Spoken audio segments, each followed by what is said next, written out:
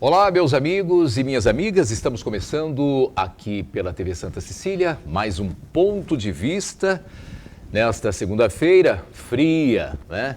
Depois de um final de semana bastante frio e com água também, choveu bastante na sexta, no sábado, né? Alguma coisa no domingo, domingo amanheceu bonito, né? Sol bonito. Mas hoje o tempo já parece que está virando, de qualquer forma, uma ótima semana para todo mundo, estamos começando aqui mais uma etapa da nossa vida. Esperamos que essa semana seja proveitosa, que seja uma semana de muitas coisas boas para todos vocês, para todos nós. 24 do mês de agosto, só para atualizar aqui, como fazemos todos os dias, os números da Covid, da pandemia. O Brasil fecha com 114.772 mortes. 114 mil mortes pelo Brasil já nesses 5 meses, né? Pouco mais de 5 meses de pandemia. 3.605.783 infectados, né? Que deram positivo para o corona, mas o número, segundo os infectologistas, os especialistas, seria 9 ou 10 vezes mais que isso. De qualquer forma, torcendo pela chegada da vacina. E no programa de hoje, eu recebo aqui a secretária de Educação de Santos, Cristina Barleta, a jornalista Cândice Laterza e o meu amigo de sempre, Marcos Santana, jornalista. Secretária, boa tarde, um prazer enorme tê-la aqui. Boa tarde a todos, o prazer é meu e muito obrigada pelo espaço para que a gente possa falar sobre a nossa educação. Temos muita coisa para falar aqui da educação, de volta às aulas, das crianças, né? Em casa, as crianças que é uma maravilha, né? Ter as crianças em casa, mas para algumas famílias aí não é uma, né? 2, 3, 4, 5, a coisa fica pesada. E tem também família que não tem com quem deixar. É um problema seríssimo que nós vamos falar aqui com a secretária hoje. A secretária, além disso, vai falar de outros assuntos conosco aqui. Também a Cândice Laterza, jornalista. Cândice, boa tarde. Olá, boa tarde, obrigada mais uma vez pelo convite. Assunto bom hoje, hein? Falar de educação, criança em casa, gostei. Hoje o assunto promete. Mas não fica muito animada, não, porque temos outros assuntos aqui. Não fica muito animada com esse assunto. Pensei que eu ia saber quando minha filha voltava para a aula, é tranquilo. Não, você vai... Não sei, aí depende da secretária, né? Mas nós temos outros assuntos aqui e o Marcos Santana me chama a atenção. Muitos assuntos, né, Marcos? Boa tarde. Boa tarde a todos, na medida do possível. Altair, você registrou muito bem o alto índice de mortes por conta do Covid-19 no Brasil. É uma tragédia, é uma catástrofe tremenda. E o presidente Jair Bolsonaro hoje de manhã promoveu um evento chamado Brasil Vencendo o Covid-19. Veja, isso não é uma ironia, isso daí que ele está dizendo, né? E pior que isso, né? Ontem, além de ontem ele ter destratado um profissional de imprensa, falando que ia dar porrada na boca de um jornalista, que fez uma pergunta muito pertinente, que o Brasil inteiro quer saber, né? Como é que foram parar 89 mil reais na conta da primeira-dama Michele Bolsonaro? Ele não respondeu a pergunta que o Brasil inteiro quer saber e, ao invés disso, ele ofendeu o jornalista e ainda ameaçou de agressão ao jornalista, dizendo que queria dar um soco, uma porrada na boca do jornalista.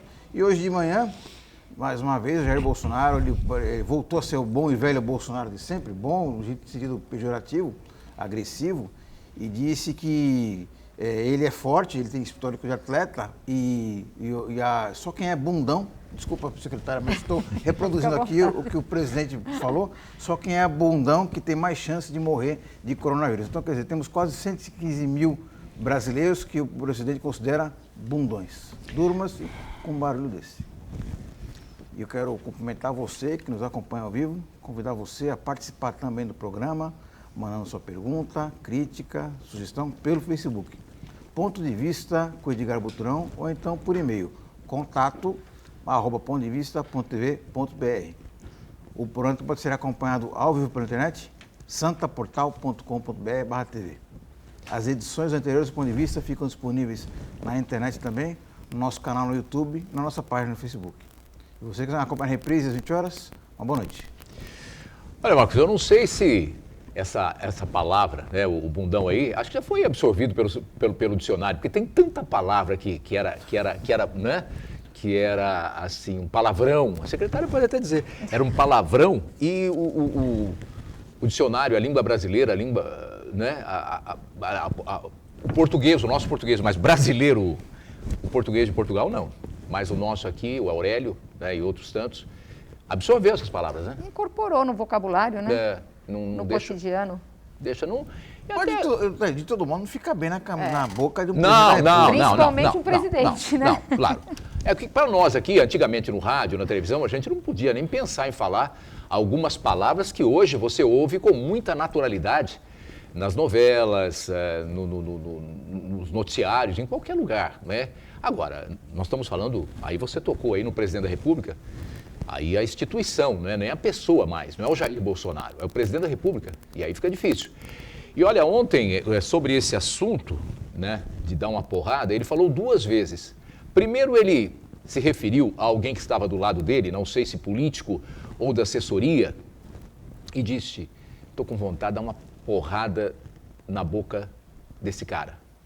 Não contente com isso, ele olhou para o jornalista e falou, olha, a minha vontade é te encher a boca de porrada. Quer dizer, um negócio tão absurdo que a gente vê, parece que o mundo ficou louco, né? E estava tão bem, estava quietinho, né? As coisas estavam se encaminhando bem. Parece que ele procura esse tipo de polêmica, de ação, de atrito. Parece que o governo é feito de, né? Você não vê dessa forma, minha amiga Cândice? Eu acho que o Bolsonaro, às vezes, ele perde a oportunidade de ficar calado. Né? Muitas vezes, porque ele, quando a gente acha que as coisas vão acalmar, que ele vai continuar fazendo o que ele deveria fazer, que é o papel dele como comandante do nosso país, ele aparece e faz uma cena dessa contra a categoria.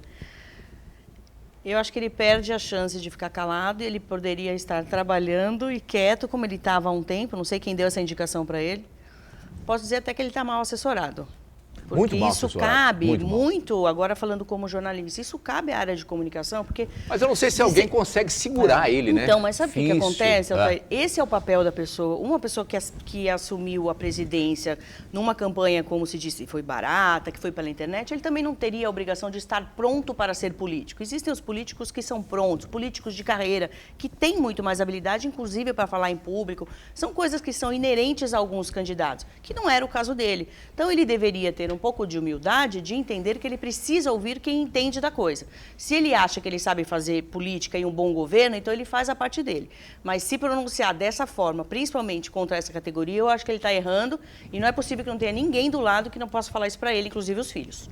Olha, já me disseram, o Altair está falando muito lá, está batendo muito no presidente, né? Está falando muito mal do presidente. Não é isso, mas a gente ficou quieto. Quanto tempo fiquei sem falar aqui do presidente aqui? Não falava. Mas acho que não é nem bater. Não é nem bater. Mas explicar que não é por aí, tentar fazer o nosso papel. É um absurdo que aconteça esse tipo de coisa aí contra a classe jornalística. Não importa se é do Globo, se era da Folha, se era da Veja, qualquer que seja o veículo de comunicação, era um jornalista, era um companheiro, um amigo nosso de trabalho que estava lá, e podia ser qualquer um. O presidente da República não se refere a alguém dessa forma. Eu vi ontem uma reportagem do presidente de Portugal, se bem que lá o presidente tem outras funções, mas o presidente de Portugal foi para a televisão esses dias para dar uma aula, porque ele é professor, né? Dar uma aula de cidadania. Secretário, a senhora teve a oportunidade de ver essa reportagem ontem, muito boa? Eu vi muito rápido, mas é um exemplo, né? É um exemplo, né? Eu já tive a oportunidade também de acompanhar um depoimento do presidente numa sala de aula, falando para os alunos. De Portugal, presidente de Portugal? Falando a questão da prevenção. Quer dizer, não é a primeira vez, então, não é a primeira vez que ele faz isso. E se coloca muito bem, né? Fala muito bem, se coloca muito bem. E, na verdade, a nação espera isso, né, de um presidente. Porque ele passa a ser espelho, né? Exatamente. Esse é o problema, né? É que as pessoas veem esse tipo de coisa e acham que isso é natural. Não, ele é espontâneo. Marcos, você já viu essa expressão? Ele é espontâneo, é o jeito dele. Não tem esse jeito, velho. Não tem esse jeito, minha gente. É o presidente da República. É um jornalista que está lá fazendo o seu trabalho. O presidente da República não tem esse direito de falar que vai dar uma porrada na boca de um jornalista, porque ele fez uma pergunta que a mulher dele pegou 89 mil, ele tem que explicar de onde veio esse 89 mil, por que ela pegou 89 mil reais?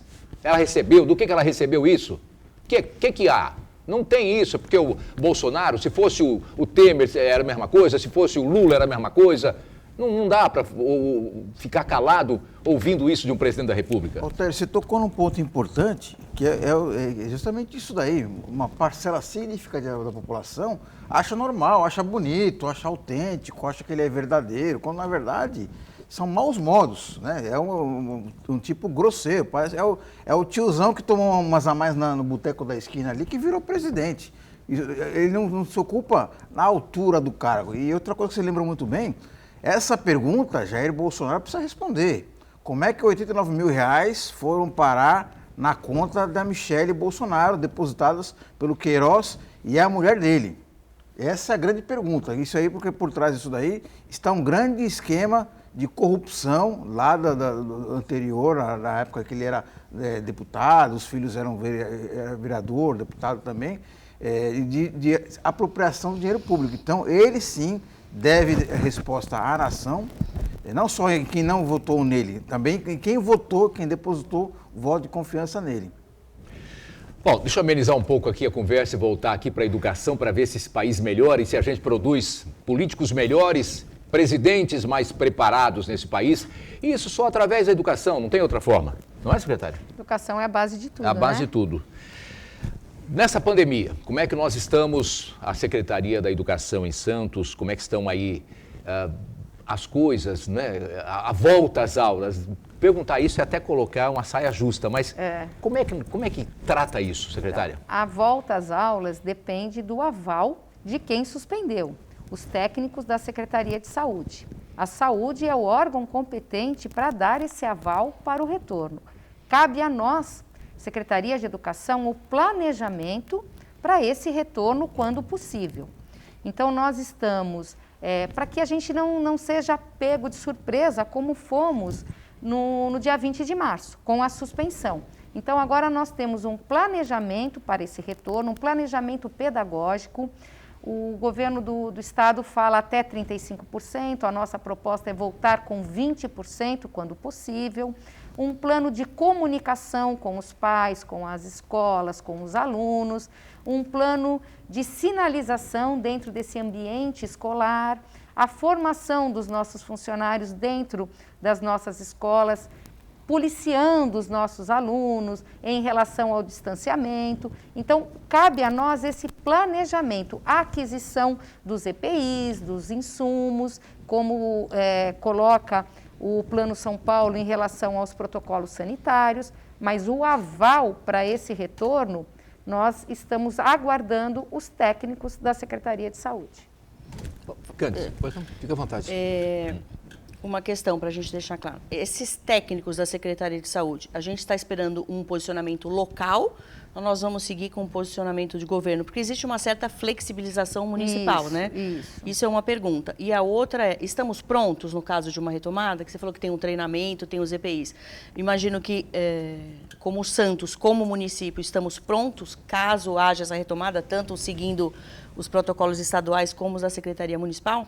Então, em relação a essa flexibilização que o governo vem apontando, no caso seria setembro, a partir do dia 8 de setembro, para nós 9, porque dia 8 é feriado, né? Dia da nossa padroeira, a gente percebe que não vai ser possível, mas aguardamos as orientações dos técnicos de saúde.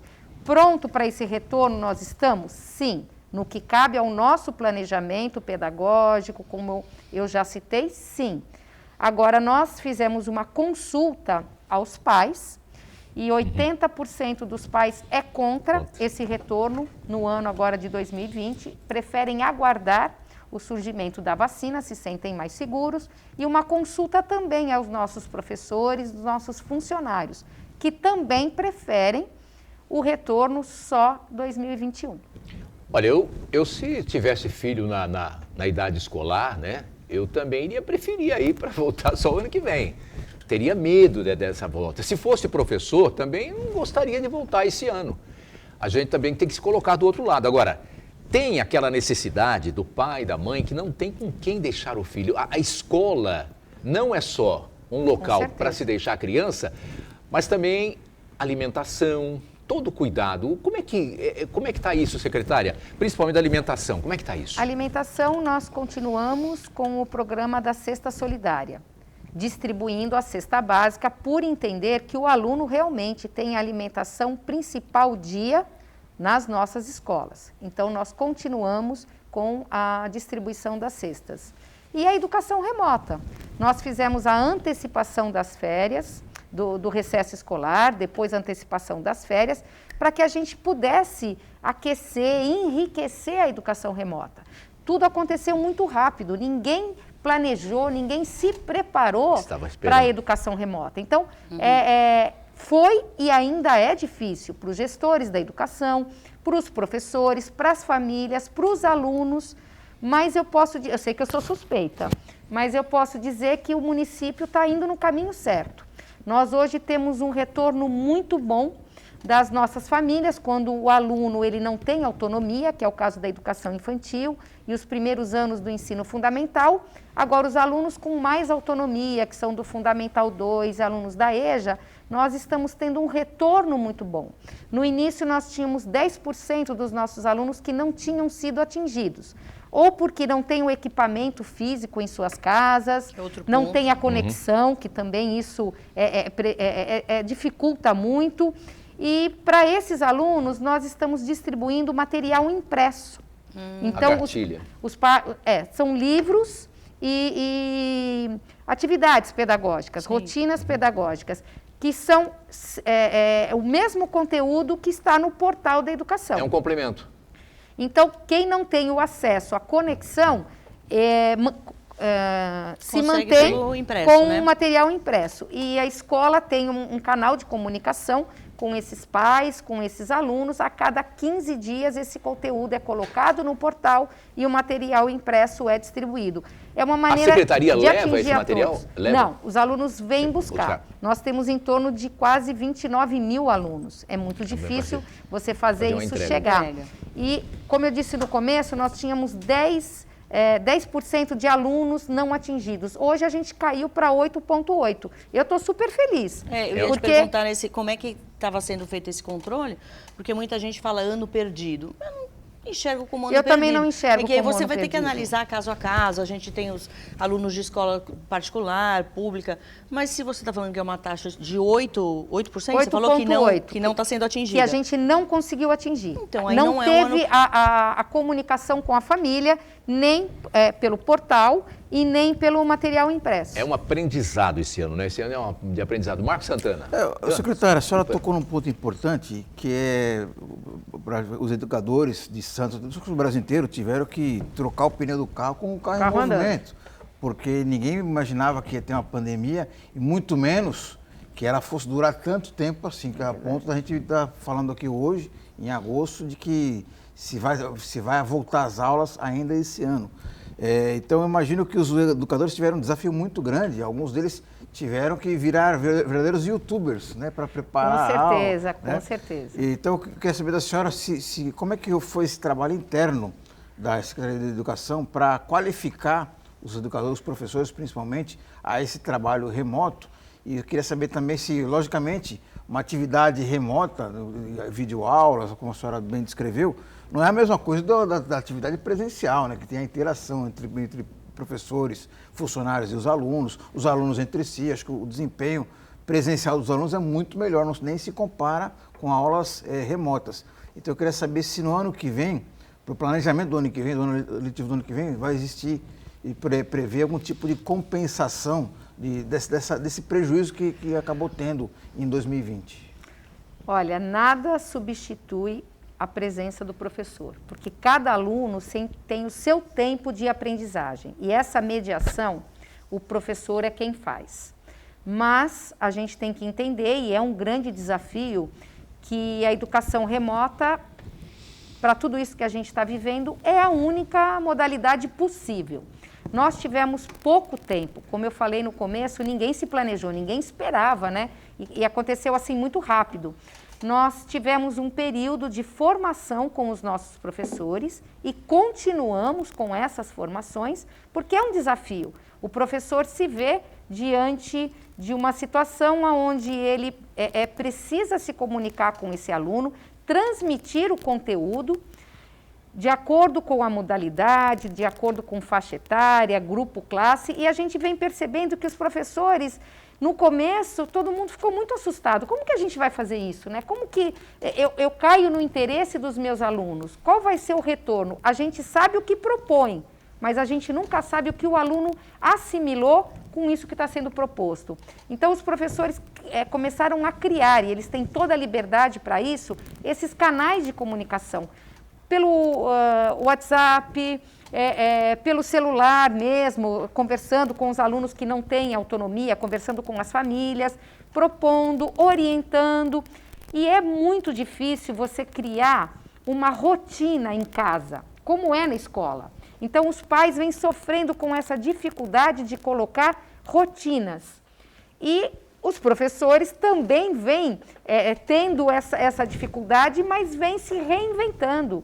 E eles perceberam que a aula online, ela não é como a presencial, porque senão ia ficar muito chato, né?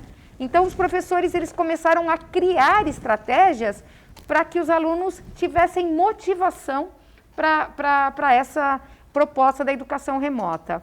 E você fez tanta pergunta? Não, perguntei se...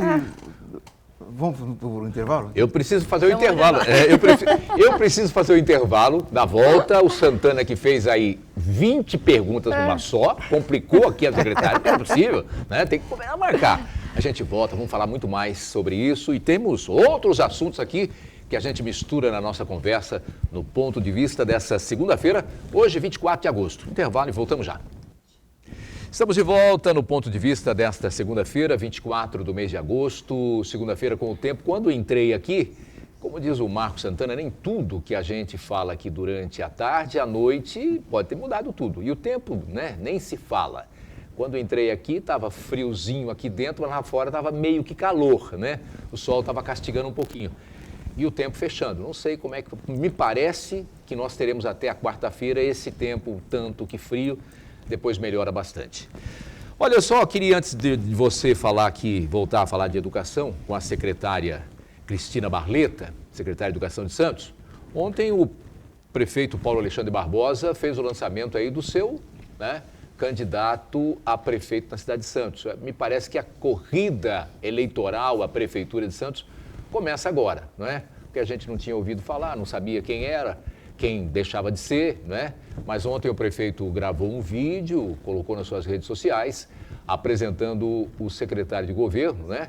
Que deixou o cargo há algum tempo atrás, para ser o seu sucessor na corrida eleitoral deste ano, logo mais em 15 de novembro. A gente está tão desacostumado, antigamente as eleições eram 15 de novembro, sempre foram em 15 de novembro. Depois passou para outubro. Agora que volta, a gente fica meio desacostumado, dá a impressão que a gente vai errar. Mas as eleições, primeiro turno, esse ano, em 15 de novembro. Então, ponto de partida, devemos ter aí lançamentos de outras candidaturas no decorrer da semana. Estaremos falando aqui no programa de todas elas. Me parece que não tem nenhuma ainda. Se a produção tiver aí, tem alguma outra candidatura que foi anunciada, não é?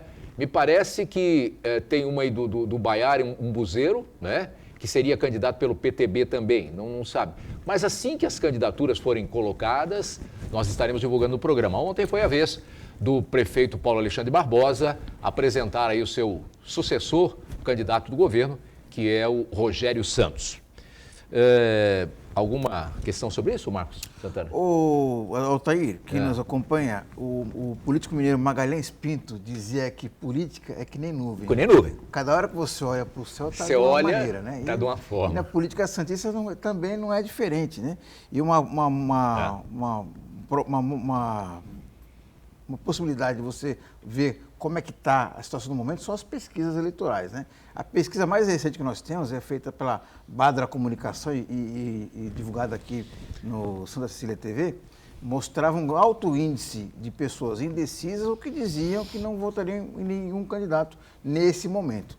Agora, com o anúncio da candidatura do PSDB, formalizando o que muita gente já comentava nos bastidores, que o apoio formal do prefeito Paulo Alexandre Barbosa, então secretário de governo Rogério Santos, já muda completamente, porque já temos sim aí um posicionamento muito claro.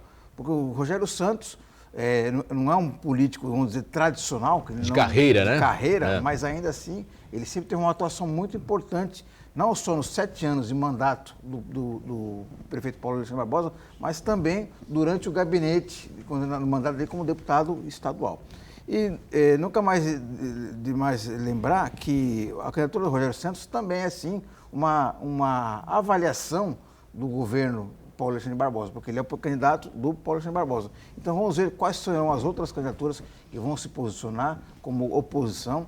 Eu acho que uma candidatura de esquerda, extrema esquerda, eu acho que tem poucas chances de emplacar. Eu acho que um adversário competitivo para o Rogério Santos será alguém do espectro centro-direita. Você falou em avaliação do governo, né, Paulo Alexandre Barbosa. Eu não me lembro bem agora dos números, mas na última avaliação feita foi pela Badra também? Pela Badra também. Deu quanto?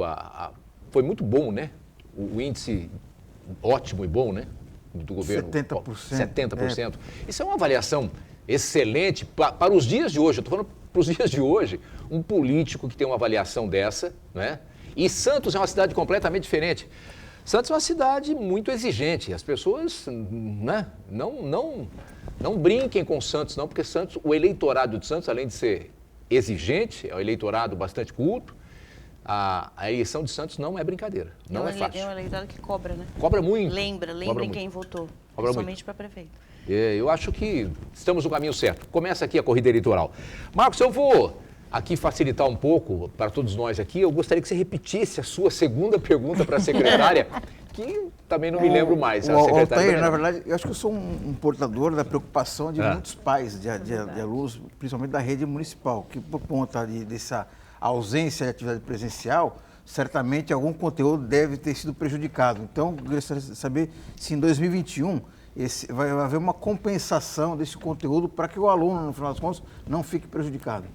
Com certeza. A gente já tem aí um planejamento para janeiro, por isso que nós fizemos a antecipação das férias, para que em janeiro o professor pudesse, na última semana de janeiro, estar participando dessa formação, que é uma adequação para esse currículo santista. Nós, claro, não tem como negar que prejuízo a gente vai ter, sim, o ano não está perdido, mas temos prejuízo, sim, em razão de tudo isso que a gente vem passando. E nós temos aí esse planejamento para minimizar todos esses prejuízos de conteúdos pedagógicos que não puderam ser trabalhados. Para esse ano de 2020, a gente tem um foco muito grande no raciocínio lógico, na leitura e na escrita. Então, isso já está provado pela neurociência também, que o aluno que mantém meia hora por dia, meia hora, de raciocínio lógico, jogos matemáticos, as próprias atividades de matemática, leitura, escrita, na hora da retomada, ela vai ser mais suave, na hora que pudermos retomar com o ano letivo, seja esse ano, seja no ano de 2021. Então, a nossa preocupação grande é não perder esse vínculo, essa identificação família, aluno, escola. Isso para a gente é muito importante. E pode ter certeza que o nosso planejamento está, sim, para 2021, a gente compensar tudo isso que não foi possível, né? As habilidades e as competências essenciais do ano de 2021. Não, eu só fazer uma pergunta à secretária aqui, que no meu tempo, faz tempo, eu sei que faz tempo. Seu tempo é agora, no seu tempo de escola. O meu amigo ali, o apresentador oficial desse programa que está aqui conosco, né? Ele já olhou, riu, riu, né? Mas não faz tanto tempo assim, é o mesmo tempo dele. A leitura era muito importante na escola, né? E era livro, tinha que ser no livro. E agora os livros estão ficando de lado, né? Eu ainda gosto muito de ver notícia pelo jornal. Eu gosto de sujar a mão ainda, da tinta. Eu prefiro aquele cheiro do jornal do que ver pela internet. Mas as crianças estão lendo tanto quanto ou mais? Como é que está a coisa da leitura, secretária? Então, a gente sabe o quanto é importante esse hábito da leitura, né? Por isso que eu falei da nossa preocupação e do nosso foco. Os pais têm que se preocupar muito com a questão de não perder o hábito de estudar. É difícil de ter, mas é muito fácil de perder, né? E a leitura, ela é um dos carros-chefes. Nós temos um projeto que se chama Santos à Luz da Leitura. Todo ano nós temos uma temática. Por quê? Porque nós entendemos e acreditamos que a leitura é essencial. Você entender o que você está lendo. E hoje a gente percebe que os nossos alunos têm muita dificuldade. Eles não conseguem entender o que eles leem, né? Então a gente percebe pela última avaliação do PISA, a nossa avaliação não foi boa. Então o investimento na leitura tem que ser muito grande. A motivação. O aluno, ele sempre que motivado, ele vai encontrar um gênero que vai ser do interesse dele. E a escola tem esse papel também, né? As nossas bibliotecas hoje, elas procuram oferecer a participação nos nossos projetos com todos os componentes. É um projeto multidisciplinar. A leitura tem que estar sempre permeando todos os componentes. Esse assunto, eu acho que tinha até uns 3 programas para falar disso, né? Porque é um assunto que... É engraçado, para a gente fazer uma reflexão, nós estamos na era digital, tudo o mais rápido e inovador possível, e o que está fazendo falta é justamente a presença do aluno na sala de aula. Olha que coisa antagônica. Eu tenho filha em idade escolar, 12 anos, ela estuda em escola particular, mas está do mesmo jeito, alguns privilégios por ter computador, por ter todo esse acesso com mais facilidade, mas estamos passando por uma situação que ninguém esperava. Mas é engraçado e temos que fazer uma reflexão como profissionais da comunicação, que é o meu caso, e como pais, de quão importante era o dia a dia com o professor. E eu tenho irmã professora também. E ela é do ensino fundamental, que estava com classe de alfabetização. É muito difícil alfabetizar, isso vai até para os pais darem um pouco de refresco, porque tem muitos pais metendo a boca, com perdão da expressão, nos professores que não estão dando aula, que a aula é isso, que a aula é aquilo. Acho que é um momento de refletir e entender que eles estão tentando tirar leite de pedra, porque não é fácil, essa mudança foi muito radical. Ninguém estava preparado para isso, não houve nem tempo hábil para fazer treinamento. Eu imagino que vocês fizeram, mas assim, com o avião em voo. Então é importante todo mundo refletir que está todo mundo tentando se adaptar, seja na rede pública como na rede particular, para conseguir seguir e não perder o ano, que eu acho que é o mais importante. Tudo bem que no ano que vem a gente vai ter que ter alguns reforços, mas não perder o ano para as crianças não perderem esse estímulo e continuar querendo estudar. E tem muita gente que está falando só da educação das crianças, mas, gente, as pessoas em faculdade... Eu faço um mestrado, mas é online, porque eu faço um mestrado que já era online, fora do Brasil, ok. Mas existe gente que está se formando agora no meio do ano, se formou online. O último ano da faculdade, a formatura foi online. Que é o mais importante, apresentou a tese online. Então, é uma transformação de todo mundo. E aquelas pessoas estavam preparadas para avaliar numa banca online. Então, é tudo muito diferente. Eu acho que a gente também tem que ter um olhar para quem está tentando melhorar e fazer o seu melhor numa novidade no mundo, que não é uma novidade em Santos nem no Brasil. É uma complicação que estamos todos metidos e precisamos achar o melhor possível, né?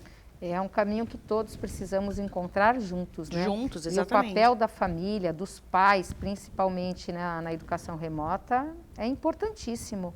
O incentivo, né? E o acompanhamento, como você colocou, eu acho que nunca deram tanto valor para os professores como agora, né? Exatamente. Agora, tem uma coisa que a gente está aprendendo nessa pandemia, aliás, estamos aprendendo tanta coisa, não é? Que a gente achava que não podia fazer, que não faria, que não era, né, não tinha competência para isso. O home office é uma realidade já, né?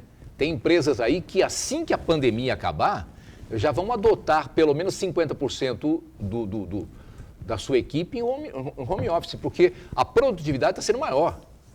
E o custo é menor, viu, Altair? O custo menor, a produtividade maior. E quem pensava nisso, fala, não, a primeira coisa que fala, o cara quer trabalhar em casa, mas vagabundo mesmo, esse cara não toma jeito, isso é um ponto. não toma, é um folgado. Não é verdade. Então a gente está aprendendo com isso. E essa coisa da criança em casa, né, de também estar aí dessa forma hoje, eu acho que é um aprendizado e isso a gente vai se preparar, porque não estávamos preparados para nada, né? O Brasil não estava preparado para nada, nem a educação, nem nós da imprensa, muito menos a Secretaria, o Ministério da Saúde. Ninguém estava preparado para essa pandemia. O mundo não estava preparado. Não era o Brasil, o mundo não estava preparado. Imagine nós, o Brasil que está aí capengando, entendeu? Então, ficou difícil. Agora, vamos aprender muito com essa pandemia. Eu acho que a partir de agora as escolas, todas elas, de uma maneira geral, o Brasil vai dar mais importância e talvez dar mais condições nessa coisa da criança estudar em casa, pelo menos um dia por semana, ou cursos diferenciados. Já não vê dessa forma, secretária? Sim. Inclusive, o ensino híbrido, ele veio para ficar, né? A pandemia mostrou, acho que deu uma chacoalhada em todos nós, essa ferramenta que é muito importante, que é a tecnologia, ela hoje é o único canal, mas depois ela vem e ela vai ser uma complementação, porque nada substitui a presença do professor e o ambiente escolar.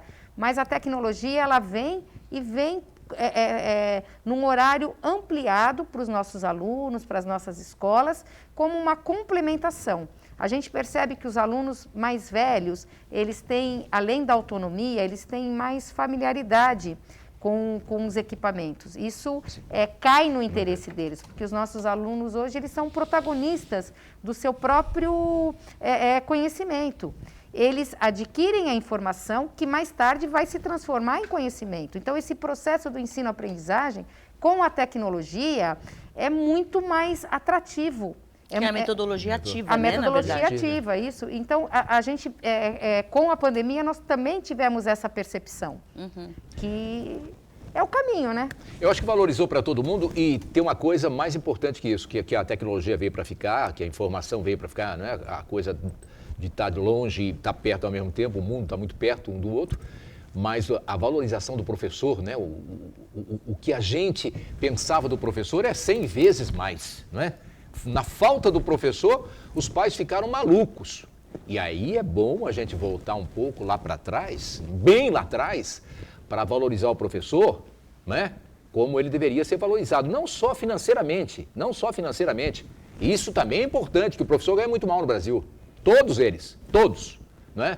Mas aquele pai que achava que o filho sempre tinha razão, o professor sempre tem razão. Sempre tem razão. E eu me lembro dos meus professores, depois eu vou falar sobre isso, senão eu vou deixar todo mundo muito feliz aqui, que eu vou falar que eu fiz admissão, eu tinha quinta série, ninguém vai saber o que é isso, admissão. Sei, eu fiz quinta série também. Você fez quinta série? Eu fiz admissão, era um livro desse tamanho. Você lembra, secretária? Você lembra disso? Não. Eu fiz quinta série. O Edgar lembra. Mas, ô Santana, você tem alguma coisa para terminar? Tem participação? Tem uma pergunta aqui do Valdomiro Trento para Cândice. Ele pergunta se na próxima eleição serão discutidos temas como privilégios nos 3 poderes, melhor distribuição de renda e mais verbas para a educação e menos canhão. Mas mas próxima eleição do quê? De presidente próxima eleição ou de prefeito? Municipal. Municipal? Próxima eleição. Eu acho que isso é um tema que não pode estar fora aí mais dinheiro para a educação sempre, mais dinheiro para a saúde sempre. Eu acho que isso são os pilares, né? Não tem como, né? Se não forem discutidos, deveriam ser, porque são os pilares. E não só discutido, mas realizados. Propostas realizadas, apresentadas também. E realizadas. Mas eu falei aqui, antes de ir para o intervalo, a gente vai para o intervalo, né? Que o mundo está ficando louco, gente. O mundo está ficando maluco, né? Ontem eu vi uma reportagem do padre Robson, lá de Goiás, da cidade de Trindade. É uma cidade que costumeiramente recebe milhares e milhares de pessoas todos os anos para a festa do Divino, né? E do Pai Divino, Divino Pai Eterno, Divino Pai Eterno. Divino Pai Eterno. Divino Pai Eterno, esse é o nome correto. E é muito, muito legal isso. Eu tenho um respeito muito grande por todas as religiões. Isso, católica, as evangélicas, né? A você que tem aí espírita, kardecista, umbandista, sem problema nenhum. Acho que o Brasil é um país laico, a gente tem que ter esse respeito pelas religiões. Então não importa quem erre, a gente falou do João de Deus aí tanto tempo, né, que foi uma coisa terrível para o Brasil, porque as pessoas acreditavam e jogou a palavra, né, a crença das pessoas, lata do lixo. E agora nós vimos ontem aí uma reportagem do Padre Robson, que está envolvido num desvio de dinheiro, uma quantia absurda, fala-se até em 8 bilhões, não é milhões não, é bilhões, né, que teria movimentado com compra de fazendas, carros, de luxo, mansões, e a gente fica imaginando, né? Será que esse país ficou louco? Será que esse mundo ficou louco? Né? Porque não é possível tanta coisa assim, tanta coisa errada, né? E de quem deveria dar o exemplo, de quem deveria realmente nos colocar, nos mostrar o caminho certo. E o povo brasileiro, olha, é um povo de um coração, de uma bondade. Estão fazendo essa nova catedral, né? Esse novo templo lá na cidade de Trindade, e está orçado já em 1 bilhão e 400 milhões de reais, e já se movimentou mais de 8 bilhões, dinheiro que as pessoas mandam todos os meses por boleto, por contas bancárias. Que absurdo. Eu espero que isso tudo seja resolvido da melhor forma. Não estou aqui condenando ninguém, só estou dizendo que isso tem que ser apurado, porque não dá mais para a população brasileira, para o povo brasileiro, ser enganado dessa forma e ser enganado pela fé, o que é pior, o que é muito mais chocante, o que é muito mais nojento. Intervalo e eu volto já. Olha, só para dizer aqui também que hoje de manhã, às 6 horas da manhã, a polícia do Rio de Janeiro meteu o pé na porta e entrou na casa da Flor de Lis. Lembram da Flor de Lis, né? Da deputada federal Flor de Lis, que em junho do ano passado, já 1 ano e 2 meses, né? Teve aí o marido assassinado, Anderson, pastor Anderson, no ano passado, já 1 ano e 2 meses. E na época já foi uma história muito confusa, que eles chegaram em casa e de repente ele voltou no carro, na garagem, que ficava fora e buscar alguma coisa que esqueceu, foi assassinado, não sabia quem era. Bom, 2 filhos dela estão presos desde aquela época, né? Já estão aí cumprindo pena já, vão ser julgados agora, em definitivo, porque confessaram o crime, mas hoje foram presos mais 5 filhos, a neta, mais uma pessoa, esposa de um ex-policial que estava preso também, na mesma cela que os 2 primeiros filhos que foram presos na época do assassinato, não é? E essa mulher parece que levou uma carta da Flor de Lis para que o filho pudesse confessar de uma forma diferenciada, com a letra dele. Um rolo danado, né? E a Flor de Lis aí também foi indiciada por, me parece, 5 crimes. 5. Só não foi presa porque tem o Marco Santana, e a gente volta a falar aqui, né? A deputada não foi presa, você sabe por quê? Porque ela é parlamentar, porque ela tem mandato. Imunidade. Parlamentar. A palavra é essa, imunidade parlamentar. Gente, eu entendo que imunidade parlamentar seja para o cara falar lá no púlpito, né? Bonita palavra, púlpito. É qualquer coisa, opinião, não é? Ele possa dar a opinião que ele quiser e não pagar por isso. Assassinato? Para assassinato, já que a polícia tem absoluta certeza, réu confesso, imunidade para isso, a gente chega no final do poço, não, Marco Santana? Altair, definitivamente a deputada não é a flor que se chega, não. Né? E agora é mais trocadilho. Trocadilho aqui. O diretor ali vai... É mais um episódio... Né? Ele riu. É mais um episódio que demonstra que essa questão da prerrogativa por foro de função, tem que ser revista, porque é um crime que não tem nada a ver com a atividade parlamentar dela. Né? Aliás, um dos ministros do ano passado já havia se pronunciado que o crime, a imunidade parlamentar se dá no exercício do mandato e pelo mandato. Atividade correlata ao mandato. Isso, ela está no exercício do mandato, mas o assassinato não é pelo mandato, não é correlato ao mandato. Aí tinha que ter cana, né? Coisa de absurdo isso. Já na época, né, a gente não tem bola de cristal, mas na época ficou tão evidente que ela estava envolvida até o pescoço com isso. Bom, à noite, eu não sei como é que vai estar isso, mas agora...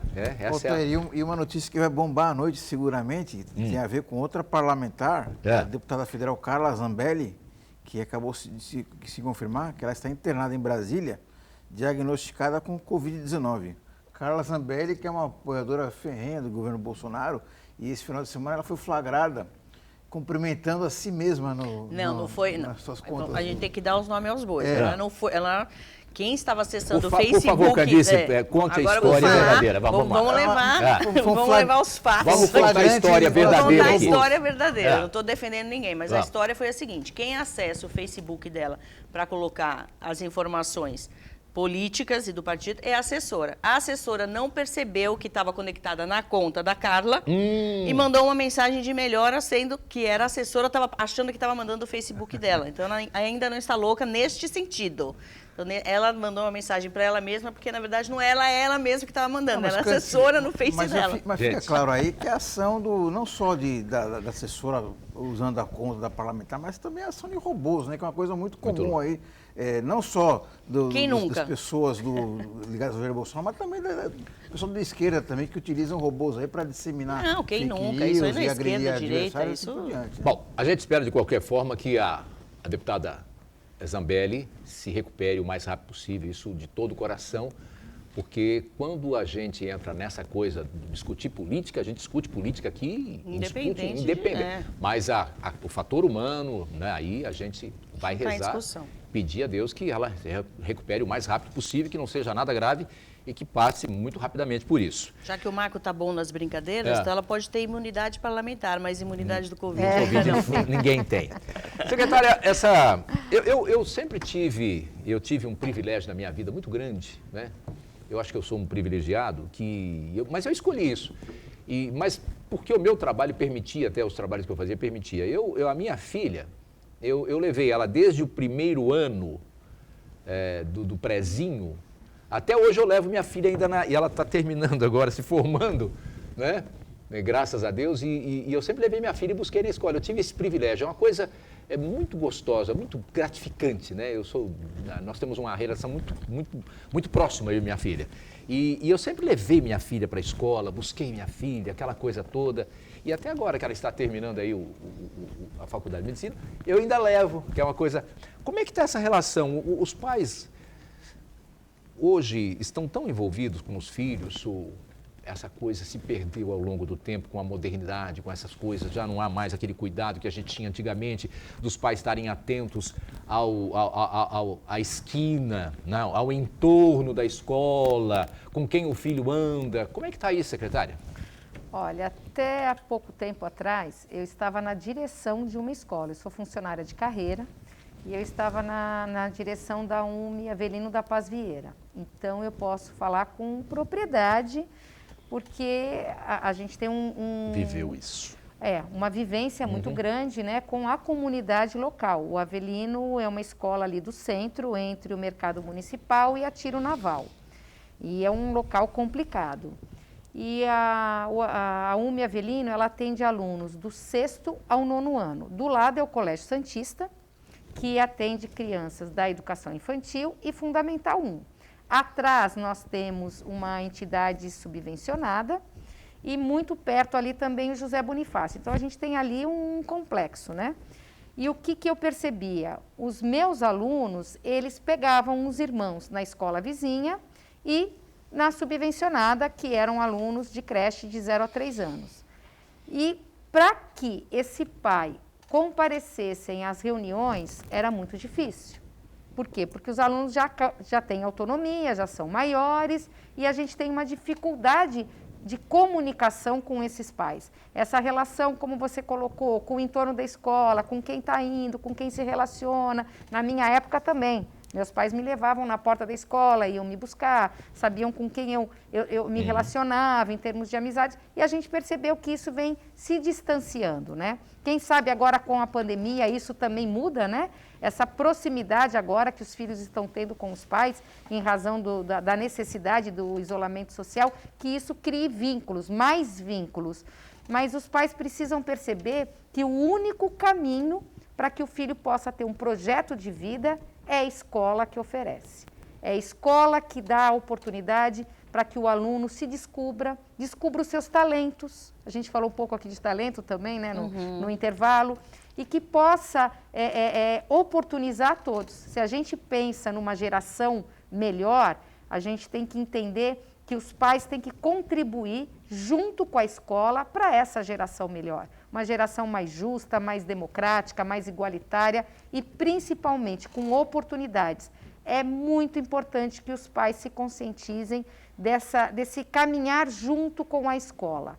Olhar as atividades dos filhos, acompanhar os estudos. A escola não é só para dar o uniforme, material, alimentação. A escola é a única, é lá que o aluno vai ter a oportunidade de seguir um caminho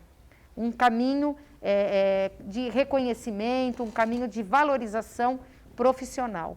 Então, que os pais possam agora, com essa época de pandemia, também despertar para isso. Eu acho que foi uma oportunidade dos pais perceberem que a escola não é só educação. A escola é um conjunto de coisas formando na o cidadão, né? formação do cidadão. Cidadania, E os pais cidadania. E acho que os pais entenderam também que a gente faz parte dessa educação, porque tem muito pai, mãe, enfim, que joga a educação para a escola. E eu acho que não é bem isso. A escola... E a educação como um todo, viu? Exato, é isso que eu quis dizer. Não, isso tem que ensinar na escola, e não é. O pai tem a sua participação. Casa, né? É lógico que agora, em período de pandemia, nós estamos com uma função maior. Mas eu sempre procurei dividir com a escola, dar essa rachadinha. A escola tem a função na parte educacional. Sócio, emocional, né? A escolarização. Socializar, você tem amigos de escola que você vai levar para a vida, e são coisas que, né? Mas tem a educação que você tem que dar em casa, sim, que é o berço, né? E que é aquilo cultural, é uma somatória da escola e da família. Acho que os pais estão percebendo mais a importância da participação da família na educação, junto com a escola. Até porque tem muito pai que manda o filho para a escola para ter educação. Educação é em casa mesmo. Educação, escola é aprendizado, caráter, educação formal, né, Elton? Educação formal. Agora, a educação, velho, é em casa. E aquele tempo não tinha tanta frescura como tem hoje também, né? Não. Era diferente, um pouco diferente. Eu conheço alguns métodos que foram muito bons. Eu nunca fiquei com raiva da minha mãe, do meu pai, nunca fiquei com raiva deles. Nunca. Pelo contrário. Questão da disciplina? Ah, com certeza, com certeza. Até alguns professores, eu me lembro de todos os meus professores da época do ensino fundamental, que aquele tempo era grupo escolar, primeiro ano, né? Dona Geni, segundo ano, Dona Cida, terceiro ano, a Dona Aparecida. Eu lembro todas elas. Carinho, o professor era muito valorizado. E eu vejo que hoje o professor é uma peça, e o professor é muito importante. É o mais importante, né? E os pais têm essa importância da participação na escola. Por isso que eu perguntei, secretária, dessa participação. Se o pai participa, se a mãe participa, se está em conjunto com a escola. Por isso. Tem uma grande parte que participa, sim. E agora, na educação remota, eles estão entrando em contato com as escolas, estão preocupados com esse conteúdo que está chegando, estão dizendo, olha, eu estou com dificuldade de ajudar meu filho. Sim, é muito bom. Então, passa para nós também essas orientações para que a gente possa ajudá-los. E isso é muito bom. O interesse dos pais... Essa integração, né? Com a educação do filho é muito importante. Marcos Santana. Secretária, além do conteúdo em si, da disciplina português, matemática, geografia e assim por diante, outra coisa que é importante na formação das crianças é a interação social, não só entre os colegas, assim, às vezes com a própria professora, que desenvolve um vínculo afetivo até interessante, ou com os funcionários da escola. Durante esse período de pandemia, isso, infelizmente, não é possível. Existe alguma maneira de tentar atenuar, remediar esse distanciamento, vamos dizer assim, emocional? Olha, a gente vem com essa comunicação, né? Como eu disse, os professores, eles estão se comunicando com os nossos alunos. Nós temos a contação de história que aproxima muito os nossos professores com os nossos alunos da educação infantil e dos primeiros anos do ensino fundamental 1. E a gente sabe que o processo de ensino-aprendizagem se dá pela interação também com os professores, com os seus colegas, e é uma das habilidades socioemocionais que a Base Nacional Comum Curricular vem colocando, né? E a gente precisa trabalhar, sim, em tempo de educação remota, a única possibilidade que a gente tem dessa interação é via telas, né? É via plataformas. E a gente vem tentando fazer isso da melhor maneira possível. A rede municipal de ensino, quantos alunos são, professor? Quase 29 mil. Muita gente, muita criança, né? É muita criança. Muita criança. Professorado, o ensino docente, de quantos, mais ou menos? Em torno de 3 mil. É uma secretaria muito grande, né?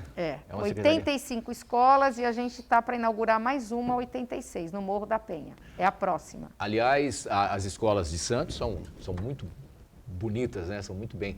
Tem uma escola maravilhosa que eu não tive a oportunidade de ver, que é a escola talvez a mais nova, que é aqui na entrada do túnel, né? Paulo Gomes Barbosa. A Paulo Gomes Barbosa, eu não tive a oportunidade de ver, mas todo mundo que passa ali pela escola tem uma impressão assim, linda, né? É um negócio maravilhoso, né? E todas as escolas têm um cuidado bastante grande do município, né? A secretaria tem esse cuidado com todas as escolas, né? Olha, são muitas escolas e a dificuldade ela existe. Sim, mas a manutenção de tudo isso não é brincadeira. Manutenção de tudo isso é complicado, mas a gente procura atender dentro das nossas possibilidades, porque sabe que ninguém gosta de estudar ou trabalhar num lugar que não está legal, né? Então a gente procura fazer de tudo para transformar o espaço escolar num espaço agradável, onde as pessoas se sintam bem. A gente tem aí um número de 6 para 7 escolas agora de período integral. São 10 horas. Já imaginou você ficar 10 horas dentro de uma escola que não te agrada? Que o ambiente não te proporciona um bem-estar? Esse período integral começa a que horas, secretária? 7 da manhã. 7 da manhã. Aí a criança chega já para tomar um café da manhã. Tem o lanche, o primeiro lanche, que é o café da manhã, depois nós temos um lanche no meio desse período, antes do almoço, depois mais um lanche antes do término, que é às 17 horas. Mas tem o almoço e depois mais um lanche. Mais um lanche e a saída às 17 horas. Eu acho que esse seria o sonho para todo pai, para toda mãe que tem um filho na rede escolar municipal, né, de ter uma escola de tempo integral, né? Eu acho que isso seria muito bom, mas não é fácil. São 5 escolas que atendem essa escola? 6 escolas. São 6 escolas. São quantos alunos nesse, mais ou menos aí? Em torno de 5 mil alunos. Numa rede de 29 mil. É. Quer dizer, a coisa é muito grande, não, de ensino fundamental. De ensino fundamental. Agora, a grande maioria das nossas escolas de educação infantil, as creches são todas de período integral. Todas, não. E as escolas de educação infantil, a gente tem a prerrogativa dos pais de optarem pelo período regular. Se o pai optar, temos vagas para todas essas crianças? Temos. E no ensino fundamental, falta muito ainda para ter o tempo integral? Na verdade, assim, no fundamental, aonde a escola não propicia o espaço para isso, nós temos os núcleos, que são os nossos alunos, eles saem da escola. Tempo fora da escola. Isso, mas eles são levados de ônibus para os núcleos. Ok. Que é o caso, por exemplo, vocês já devem ter passado ali na frente, bem em frente da Unip, que é o CAIS Milton Teixeira. Ali é um espaço muito bom, que contempla 5 unidades escolares. As crianças vão para a escola de manhã e depois do almoço vão para o núcleo ou vice-versa. Secretária, tempo para mais nada, muito obrigado a Cristina Barleta, secretária de Educação do município de Santos. Um prazer tê-la aqui, secretária. Eu que agradeço a todos vocês a oportunidade. E tem muito assunto, viu? Vocês podem me chamar que eu volto. Eu queria fazer só uma pergunta para ela de 30 segundos. Você vai voltar em outro programa com ela, então. O Edgar está ali pedindo para eu fazer a pergunta, não vou conseguir fazer. Rápido, é rápido assim? É rápido. A senhora vai continuar no cargo, já que está tão bom de trabalhar? Olha, vai continuar? Eu sou uma pessoa privilegiada, porque eu trabalho com muito desafio, mas eu faço o que eu gosto. E é bom poder trabalhar onde gosta e fazendo o que gosta. Mas essa pergunta eu não posso te responder. Cândice, muito obrigado, viu? Obrigada, um prazer estar aqui com vocês. Boa semana a todos. Até amanhã, Marcos Santana. Até amanhã, se fizer. Muito obrigado a todos vocês, um grande abraço. Amanhã a gente volta aqui pela TV Santa Cecília, mais um Ponto de Vista. Até lá.